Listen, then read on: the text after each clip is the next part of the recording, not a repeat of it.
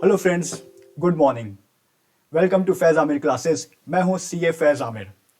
आज हम एक जीएसटी में एक्सपोर्ट ऑफ सर्विस इस टॉपिक पे थोड़ा सा डिस्कशन करेंगे। एक्सपोर्ट ऑफ सर्विस ऐसे तो बहुत बड़ा टॉपिक है और इसमें प्लेस ऑफ सप्लाई और रजिस्ट्रेशन और बहुत सारे इश्यूज उसमें पॉइंट आउट किए जा सकते हैं। लेकिन आज हमारा जो टॉपिक होगा वो होगा सिर्फ रजिस्ट्रेशन के ताल्लुक से कि कब हमें जीएसटी में रजिस्ट्रेशन लेना कंपलसरी है। बहुत सारे लोग अभी पेंडेमिक की वजह से, कोविड-19 की वजह से वर्क फ्रॉम होम कर रहे हैं। मतलब वो फॉरेन कंट्रीज में थे और अभी वापस आ चुके हैं, और या फिर दूसरे अलग अलग हिंदुस्तान के मुख्तलिफ जगहों पर थे, अभी अपने अपने घरों पर आ चुके हैं। और यहाँ से बेसिकली आईटी रिलेटेड लोग, इनकम टैक्स नहीं, इंफॉर्मेशन टेक्नोलॉजी यानी आईटी इंजीनियर्स वगैरह जो हैं, ये लोग अपने घरों से सर्विस प्रोवाइड कर रहे हैं। तो ये सर्विस जो होती है बाज़ औक़ात बैरून मुल्क, मतलब फॉरेन कंट्रीज में भी वो लोग प्रोवाइड करते हैं। तो ऐसी सिचुएशन में ये एक्सपोर्ट ऑफ सर्विस की एक किस्म तो होगी, लेकिन इस पे जीएसटी के जो रूल्स और रेगुलेशंस हैं वो अप्लीकेबल होते हैं या नहीं होते हैं, और इन्हें रजिस्ट्रेशन, जीएसटी में रजिस्ट्रेशन लेना कंपलसरी है या नहीं है, इसके बारे में हम थोड़ा सा आज डिस्कशन करने वाले हैं। हम आगे बढ़ते हैं। सबसे पहले हम स्टार्ट करते हैं रजिस्ट्रेशन रिक्वायरमेंट। तो ये रहा requirement of registration under GST for export of services. ये किन लोगों के लिए है? सबसे पहले तो आप ये समझ लें कि ये सर्विस प्रोवाइडर्स के लिए है जो फॉरेन कंट्रीज में सर्विस प्रोवाइड करते हैं, और टैक्स प्रोफेशनल्स के लिए है, और सीए स्टूडेंट्स, क्योंकि उनका 8th सब्जेक्ट जो है वह इनडायरेक्ट टैक्स, उसमें पूरा जीएसटी है, और एक्सपोर्ट ऑफ सर्विस उसमें काफ़ी डिटेल में बताया गया है। हम यहाँ पर पूरा एक्सपोर्ट ऑफ सर्विस नहीं डिस्कस करने वाले हैं, हम सिर्फ रजिस्ट्रेशन की रिक्वायरमेंट के हिसाब से कुछ उसके इंपॉर्टेंट पॉइंट डिस्कशन में लाने वाले हैं। हम देखते हैं इसको क्या है। ये सबसे पहली बात तो एक्सपोर्ट ऑफ सर्विस किसे कहेंगे? जब बाहर सर्विस प्रोवाइड कर दी जाए वो एक्सपोर्ट ऑफ सर्विस हो जाएगा? ऐसा नहीं है। एक्सपोर्ट ऑफ सर्विस की डेफिनेशन सेक्शन 2 में दी गई है, हम उसी के मुताबिक इसका एनालिसिस करते हैं कि क्या है। तो इसमें ना 5 कंडीशंस हैं और वो पांचों पूरी होना चाहिए एक्सपोर्ट ऑफ सर्विसेज के लिए। तो पहली कंडीशन जो है, the supplier of services is located in India. Supplier है उसको इंडिया में होना चाहिए। Recipient of service is located outside India. जो रिसिपिएंट होगा वो हमारा, जिसे भी हम सर्विस प्रोवाइड कर रहे हैं, वो इंडिया में नहीं होना चाहिए, वो फॉरेन कंट्री में होना चाहिए, कहीं भी हो सकते हैं इंडिया के बाहर हो। तीसरी जो शर्त है, इसकी जो कंडीशन है वो ये कि प्लेस ऑफ सप्लाई, कहां हम सर्विस प्रोवाइड कर रहे हैं। तो place of supply of service should be outside India, वो इंडिया के बाहर होना चाहिए। चौथी जो कंडीशन है, the payment of such service has been received by the supplier of service in convertible foreign exchange. पहले यहां तक लिमिटेड थी, बाद में उसको थोड़ा सा एक्सटेंड किया गया कि इंडियन रुपी में भी इंडियन रुपी में भी हम पेमेंट रिसीव कर सकते हैं, लेकिन कहां पर? जहां पर आरबीआई ने परमिट किया है, सिर्फ वहीं पर। बेसिकली इसका यह मतलब होता है ना कि हम सर्विस प्रोवाइड कर रहे हैं। अब मैं कोई भी फॉरेन कंट्री में सर्विस प्रोवाइड करता हूं, तो वहां से मुझको, जैसे कि हमने इससे पहले एनआरआई टैक्सेशन में भी डिस्कशन किया था, कि जो फॉरेन जो इनकम होती है ना, जो जनरेट होता है फॉरेन एक्सचेंज और फॉरेन करेंसी, वो हमारे मुल्क के लिए ना एक बहुत ज़रूरी चीज़ होती है। वो बैलेंस ऑफ पेमेंट वगैरह का मामला होता है इकोनॉमिक्स में। तो उसी के लिए जब फॉरेन की करेंसी जब हमारे मुल्क में आती है, तो इससे हमारा बैलेंस ऑफ पेमेंट इंप्रूव होता है और ग्रोथ इंप्रूव होती है, जीडीपी में इजाफा होता है। उसके लिए गवर्नमेंट ने ये लाजमी कर दिया है कि अगर आप एक्सपोर्ट ऑफ सर्विस करते हो, तो आपको जो एक्सपोर्ट ऑफ सर्विसेज की जो बेनिफिट्स मिलने वाले हैं वो उसी सूरत में मिलेंगे जब फॉरेन करेंसी हमारे मुल्क में आएगी तब। अब बात आती थी यहाँ पर नेपाल और भूटान के बारे में। नेपाल में तो वैसे भी इंडियन करेंसी चलती है, और भूटान में भी बहुत सारे मामले ऐसे थे कि वहां पर इंडियन करेंसी में वो लोग पेमेंट करते थे।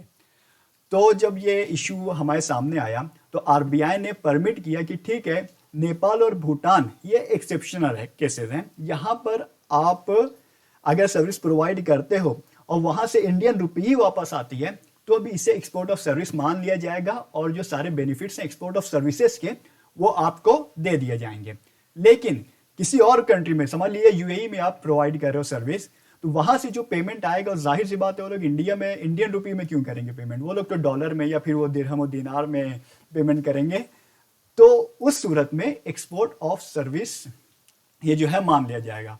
हाँ, एक बात और ये है कि अगर आपने समझ लीजिए कि दुबई में कहीं पर सर्विस प्रोवाइड की और दुबई का कोई डेटर है यहाँ पर बैठा हुआ इंडिया में और उतना पैसा वो दुबई का शेख बोलता है कि यार भाई तू वहीं से वहीं वो इंडिया में जो मेरा है उससे ले लेना पैसा, तो ऐसी सूरत में भी वो एक्सपोर्ट ऑफ सर्विस नहीं मानी जाएगी। फॉरेन एक्सचेंज हमारे मुल्क में आना चाहिए। और फिफ्थ कंडीशन जो है कि the supplier of service and the recipient of service are not merely establishment of a distinct person. अब ये क्या है distinct person, establishment of distinct person, मतलब एक ही समझ लीजिए कि इस्टेब्लिशमेंट है और उसका कोई एक यानी उसी से रिलेटेड कोई एक उसकी समझ लीजिए कि उसकी ब्रांच हम उसको बोल सकते हैं कि वो वहां पर हो। क्योंकि गुजरात हाई कोर्ट का डिसीजन था कि कोई भी इस्टेब्लिशमेंट की अगर ब्रांच दूसरे कंट्री में है और हम उसे सर्विस प्रोवाइड कर रहे हैं तो वो एक्सपोर्ट ऑफ सर्विस नहीं मानी जाएगी, क्योंकि वो distinct establishment of distinct person माना जाएगा। लेकिन सब्सिडियरी अगर है तो अगर यानी यहाँ पर सब्सिडियरी है या वहाँ पर फॉरेन कंट्री में हमारी सब्सिडियरी है तो ये पेरेंट कंपनी और उसकी सब्सिडियरी कंपनी है, इसको वो डिस्टिंक्ट पर्सन नहीं माना जाएगा। ये भी हाई कोर्ट के गुजरात हाई कोर्ट का डिसीजन था इसके बारे में भी। तो ये 5 कंडीशन अगर पूरी हो जाती है तो वो एक्सपोर्ट ऑफ सर्विस मान ली जाएगी और उस पे जो बेनिफिट्स हैं वो मिल जाएंगे। अब बात करते हैं कि अगर एक्सपोर्ट ऑफ सर्विस मान ली जाती है, हमने ये सारी शराइत पूरी कर दी और एक्सपोर्ट ऑफ सर्विस मान ली जाती है तो रजिस्ट्रेशन क्या हमारे ऊपर लाजमी हो जाएगा।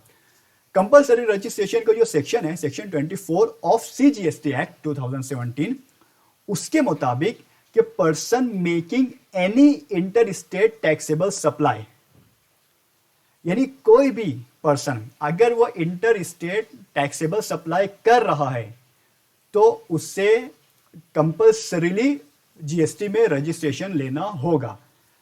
अब यहां पे बात आती है कि सप्लाई ऑफ गुड्स और सप्लाई ऑफ सर्विसेज, तो सप्लाई कुछ भी हो जाएगा, उसमें दोनों चीजें आ सकती हैं, इंटर स्टेट सप्लाई और टैक्सेबल सप्लाई। ये 2 चीज पॉइंट है कि ये एक्सपोर्ट ऑफ सर्विस से क्या रिलेशन है इसका। तो export of service is treated as inter state supply as per section 7 clause 5 of IGST act. IGST act में साफ साफ लिखा हुआ है कि एक्सपोर्ट ऑफ सर्विस को आप इंटर स्टेट सप्लाई बोलोगे। दूसरी बात आती है कि टैक्सेबल सप्लाई होना चाहिए। कंपलसरी रजिस्ट्रेशन के लिए एक तो इंटर स्टेट सप्लाई होना चाहिए प्लस उसके साथ साथ टैक्सेबल सप्लाई भी होना चाहिए। तो जो एक्सपोर्ट ऑफ सर्विस होता है वो जीरो रेटेड सप्लाई होता है, मतलब वो एग्जम्प्ट सप्लाई नहीं है। जीरो रेटेड सप्लाई और एग्जम्प्ट सप्लाई में फर्क है। जीरो रेटेड सप्लाई मतलब ये टैक्सेबल सप्लाई है, सिर्फ जो इसका जीएसटी रेट है वो जीरो कर दिया गया है, मतलब उसके ऊपर हम इफेक्टिवली कोई टैक्स नहीं कलेक्ट करेंगे लेकिन ये टैक्सेबल है। तो ये दोनों चीजें इसमें आ रही हैं। तो export is treated as zero rated supply under section 16 of IGST act. इसके हिसाब से अगर हम सिर्फ यहां तक ये प्रोविजन पढ़ते थे ना तो हमें इसमें बात में कोई डाउट नहीं था कि अगर मैं इंटर स्टेट सप्लाई मतलब महाराष्ट्र के बाहर मैं कहीं भी सप्लाई कर रहा हूं, फिर चाहे वो गुजरात में हो, मध्य प्रदेश में हो या यूएई में हो या यूएसए में हो, वो उसके लिए मुझको रजिस्ट्रेशन लेना ज़रूरी था, कंपलसरी था। अब यहाँ पे ना एक मसला ये आने लग गया कि बहुत सारे सर्विस प्रोवाइडर्स होते हैं, आर्किटेक्चर्स हैं, इंजीनियर्स हैं और जैसे आईटी प्रोफेशनल्स होते हैं या फिर सीएस थे, सीएस कंपनी सेक्रेटरीज, सीएमएस, इन लोगों के सामने एक डिफिकल्टी आने लगी कि इनके बहुत सारे क्लाइंट्स होते थे जो आउट ऑफ स्टेट से होते थे और ये लोग उनको सप्लाई भी करते थे, लेकिन सप्लाई की वैल्यू बहुत कम रहती थी, मतलब 1 लाख, 2 लाख, 5 लाख बस इतनी रहती थी। तो अब ये 2-4 लाख के लिए इनको कंपल्सरीली रजिस्ट्रेशन लेना यानी पड़ने लग गया। तो इनके लिए थोड़ा सा ये मुसीबत की एक बात हो गई कि यार थोड़े बहुत अगर मैं 100 रुपये का भी बाहर सप्लाई करता हूँ, महाराष्ट्र के बाहर अगर मैं 100 रुपये का भी सप्लाई करूँगा तो मुझको रजिस्ट्रेशन लेना ज़रूरी हो जाएगा। तो गवर्नमेंट को ये बात समझी और उसके लिए सीबीआईसी ने एक नोटिफिकेशन निकाला, नोटिफिकेशन नंबर 10/2017। ये 13 अक्टूबर 2017 को एक नोटिफिकेशन निकाला गया और इस एक हार्डशिप को दूर करने के लिए उन्होंने क्या नोटिफिकेशन निकाला कि ठीक है भाई, कि person making inter state taxable services, ये सिर्फ सर्विसेज के लिए था, याद रहे, कि person making inter state supply of taxable services and having aggregate turnover up to ₹20 lakhs up to ₹20 lakh is exempted from obtaining registration। इसके मुताबिक आप inter state supply of service कर सकते हो 20 लाख तक का। 20 लाख तक अगर आप inter state supply of service कर रहे हो, आपको सेक्शन 24 में कंपलसरी रजिस्ट्रेशन लेने की जरूरत नहीं है, आप वैसे ही चलने दो बगैर रजिस्ट्रेशन किए। इंटर स्टेट सप्लाई का वर्ड यहां पर यूज किया गया था, तो यहां से बहुत सारे लोग ये भी समझने लग गए कि इंटर स्टेट सप्लाई, अब चूंकि एक्सपोर्ट ऑफ सर्विस ये भी इंटर स्टेट सप्लाई ही मानी जाती है, तो शायद है कि ये भी उसके अंदर इंक्लूड हो गया हो। फिर क्या हुआ तो यहां पर एक कंफ्यूजन क्रिएट होने लग गई कि यार ये export of supply of services जो है वो इसमें इंक्लूड है या नहीं है। उसके लिए 22 दिसंबर 2017 को अपने ट्विटर हैंडल पर सीबीआईसी ने, central board of indirect taxes and customs, इसने एक FAQs, फ्रीक्वेंटली आस्क्ड क्वेश्चंस निकाले और उसमें आप ये इसमें देख रहे होंगे कि रेड बॉक्स में हाईलाइट किया हुआ है। एक क्वेश्चन ये पूछा गया कि I export services but turnover is below threshold, यानी 20 लाख। अभी जो थ्रेशोल्ड थी वो 20 लाख थी, तो मेरा जो टर्नओवर है वो 20 लाख से कम है और मैं सर्विस एक्सपोर्ट कर रहा हूं। शुड आई टेक रजिस्ट्रेशन, मुझको रजिस्ट्रेशन लेना चाहिए? इसके आंसर में, जो कि ये फ्रीक्वेंटली आस्क्ड क्वेश्चन, आपको पता होगा क्वेश्चन भी खुद ही देते हैं और आंसर भी खुद ही करते हैं, तो उसमें आंसर में लिखा था yes, as it is an inter state supply you are liable to mandatory registration under section 24। यहां पर यह बिल्कुल क्लेरिफाई कर दिया गया कि आप export inter state supply of service कर रहे हो तो आपको रजिस्ट्रेशन लेना कंपलसरी है। लेकिन यहाँ पे भी थोड़ा सा कन्फ्लिक्ट है इस बात में, क्योंकि ये नोटिफिकेशन नंबर 10/2017 जो था, जो एग्जाम्प्ट कर रहा था 20 लाख तक इंटर स्टेट सप्लाई को, उसको ओवर रूल कर रही है। तो अब वो सही है या ये सही है, तो ये अलग अलग सीएज के अलग अलग ओपिनियन हो सकते हैं। मेरा जो पर्सनल ओपिनियन है वो ये जजमेंट के ऊपर बेस्ड है कि एक रूल होता है हमारे लॉ में, लेक्स स्पेशलिस, ये इटालियन टर्म है। ये जो डॉक्ट्रिन है, ये थ्योरी, ये बोलती है कि if two laws govern the same factual situation, a law governing a specific subject matter overrides a law governing only general matters. मतलब कि अगर जनरल मैटर कोई भी है और कोई लॉ उसको गवर्न कर रहे हैं, और एक है जो स्पेसिफिकली बताया गया है इसके ताल्लुक से ये करना है, तो जो स्पेसिफिक मैटर होगा वो प्रिवेल कर जाएगा, मतलब वो उसकी बात मानी जाएगी। यहां पर जैसे हमारे केस में दो बातें बताई गई थी। एक तो नोटिफिकेशन के जरिए ये कहा गया था कि inter state supply of services जो होगा वो 20 लाख तक एग्जम्प्ट होगा। उसमें एक जनरल टर्म थी inter state supply of service, उसमें एक्सपोर्ट भी आ जाता था और उसमें विद इन इंडिया जो महाराष्ट्र से बाहर, एक स्टेट से बाहर जो inter state supply of services था वो भी इसमें आ जा रहा था। लेकिन जो FAQs इशू किए गए बाद में 22 दिसंबर 2017 को, उसमें साफ साफ एक्सपोर्ट की टर्म यूज की गई थी। तो उसके मुताबिक वहां पे ऐसा लगता है कि ये स्पेसिफिक एक्सपोर्ट के ताल्लुक से पूछा गया है कि मैं एक्सपोर्ट कर रहा हूं, मुझको रजिस्ट्रेशन लेना कंपलसरी है कि नहीं, जबकि मेरी जो एक्सपोर्ट का टर्नओवर है वो 20 लाख से कम है। तो सीबीआईसी ने जो आंसर दिया है वो यही कि yes, you have to take registration.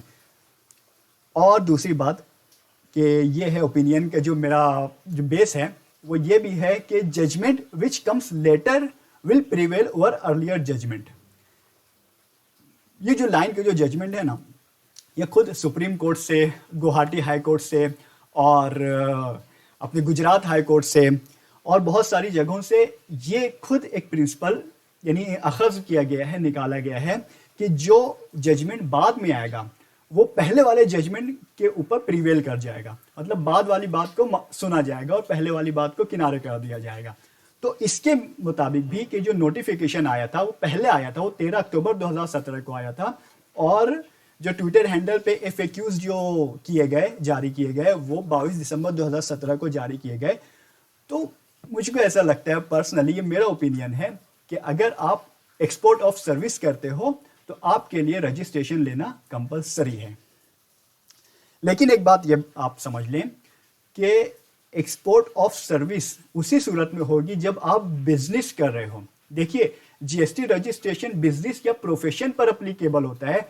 जो सैलरीड एम्प्लॉय जो होते हैं ना, उनके ऊपर ये एक्ट नहीं लगता।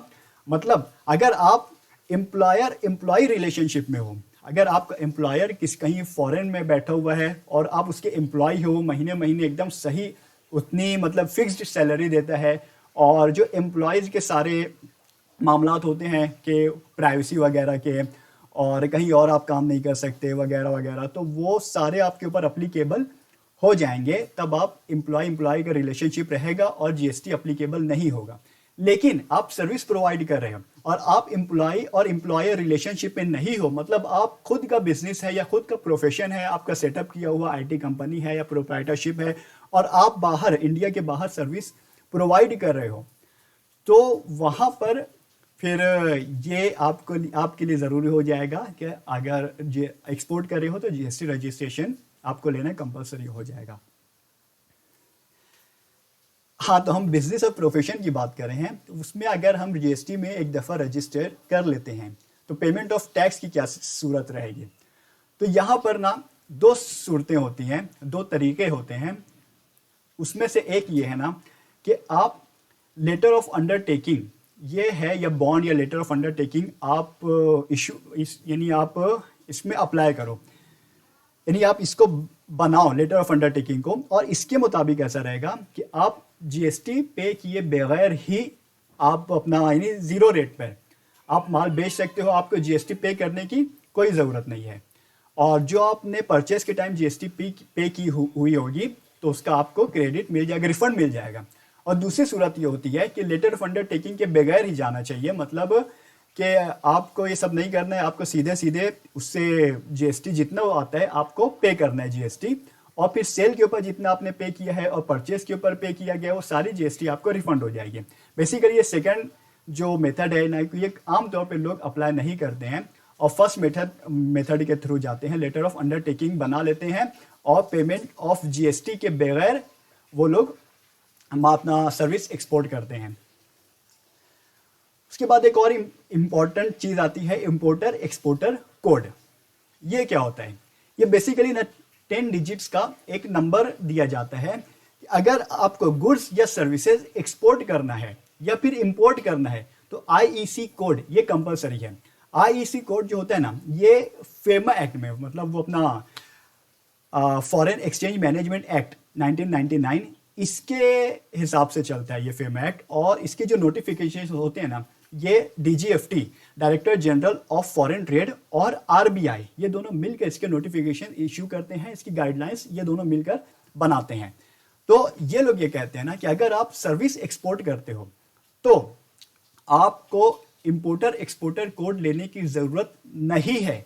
लेकिन अगर आप फॉरेन ट्रेड पॉलिसी के किसी प्रोविजन का फ़ायदा उठाना चाहते हो तो फिर आपको ये इंपोर्टर एक्सपोर्टर कोड लेना पड़ेगा। इसी तरह अगर आप कोई पर्सनल चीज़ यानी पर्सनल यूज़ के लिए कोई भी चीज़ इंपोर्ट करते हो तो भी आपको IEC की ज़रूरत नहीं पड़ने वाली। अब लास्ट में हम सिर्फ एक एग्जांपल देख लेते हैं कि एक यानी दो, समझ लीजिए कि दो लोग हैं, एक एम्प्लॉयर एम्प्लॉय रिलेशनशिप में है और एक का खुद का बिजनेस है। दोनों सर्विस प्रोवाइड कर रहे हैं फॉरेन कंट्री में, मतलब समझ लीजिए ना कि IT प्रोफेशनल्स हैं दोनों, और एक जो है वो फर्म यानी एक बाहर की कंपनी का एम्प्लॉय है, यहाँ पर बैठ के सर्विस दे रहा है, और एक है जो खुद की प्रोप्राइटरशिप है और वो यहाँ से सर्विस दे रहा है। तो जाहिर सी बात है जिसकी खुद की प्रोप्राइटरशिप है या एंटरप्रेन्योरशिप है, तो ये तो मतलब ये एम्प्लॉय रिलेशनशिप में नहीं रहेगा, तो ये कितने भी लोगों को सर्विस प्रोवाइड कर सकते हैं। हम सपोज करते हैं कि जो सैलरीड पर्सन है और जो प्रोफेशनल है, वो दोनों की जो ग्रॉस रिसिप्ट है, मतलब एम्प्लॉय की सैलरी 12 लाख है और प्रोफेशन में जो है बंदा, उसके जो ग्रॉस रिसिप्ट है, जो टोटल उसके पास अर्निंग हो रही है, वो भी 12 लाख है। हमें सिर्फ ये देखना है ना इनकम टैक्स में कि इसके ऊपर इन लोगों के ऊपर कितने टैक्स लगेंगे। फॉर एन एग्जाम्पल, आपके समझने के लिए, तो सबसे पहले तो हम अगर एम्प्लॉय की बात करें तो एम्प्लॉय की सैलरी 12 लाख है, उसको ITR 1 फाइल करना होगा। उसकी टैक्सेबल इनकम पूरी 12 लाख रहेगी। अगर हम नई स्कीम से जा रहे हैं तो जिसमें टैक्स कम लगता है, तो उसकी टैक्सेबल इनकम 12 लाख रहेगी और जो टोटल टैक्स होगा, मतलब tax plus health and education says, ये मिला के 1,19,600 रुपया उसको कुल मिला के खर्चा आएगा। और प्रोफेशनल फीस जो अपने टैक्स कंसल्टेंट को या चार्टर अकाउंटेंट को पे करेगा, वो ITR 1 की सिर्फ पे करेगा, उसको टैक्स का बर्डन होगा 1,19,600। अब वही चीज प्रोफेशन को अब देखो कि वही बंदा है, वही सर्विस प्रोवाइड कर रहा है, उसी कंपनी को प्रोवाइड कर रहा है, लेकिन वो एक अपनी उसकी खुद की फर्म है। तो वो बंदी की अगर खुद की फर्म है ना तो समझ लीजिए कि उसको जीएसटी में रजिस्ट्रेशन लेना कंपलसरी है। अब जबकि जो एकदम सिंपल तरीका है ये प्रिजम्पटिव इनकम का, सेक्शन 44A(DA), अगर इसमें हम सीधे सीधे इनकम अपनी डिक्लेयर कर देते हैं, तो ऐसा है ये सेक्शन में या 50% ऑफ ग्रॉस रिसिप्ट आप डिक्लेयर कर दो, ITR 4 आपको भरना होगा। तो इस तरह टैक्सेबल इनकम अगर हम डिक्लेयर करते हैं तो 12 लाख का 50% 6 लाख, 6 लाख हम डिक्लेयर करेंगे इनकम, और उस पर जो टोटल टैक्स होगा, tax plus health and education cess, वो 23,400 होगा। सैलरी के केस में 1,19,600 और प्रोफेशन के टैक्स में 23,400। लेकिन यहाँ पर सिर्फ प्रोफेशनल फीस जो होगी, जो उसके टैक्स कंसल्टेंट को देना पड़ेगी, वो ITR 4 की फीस रहेगी, और जो GST रजिस्ट्रेशन और जो GST का हर महीने रिटर्न जाता है या क्वार्टरली रिटर्न जो जाएगा, उस रिटर्न की फीस उसको देना रहेगी, और उसका टैक्स रहेगा 23,400। एक बात और ये है कि अगर वो प्रोफेशनल को लगता है, IT प्रोफेशनल या जो भी है, उसको लगता है कि 6 लाख जो है ये भी बड़ी अमाउंट है, मतलब मेरा एक्चुअल में जो रिसिप्ट हुई है वो 6 लाख से भी कम है, मेरे खर्चे और ज़्यादा हुए हैं, मतलब समझ लीजिए कि उसके खर्चे हुए हैं 7 लाख और उसके जो ग्रॉस रिसिप्ट है वो 12 लाख है, और उसको 50% से कम डिक्लेयर करना है।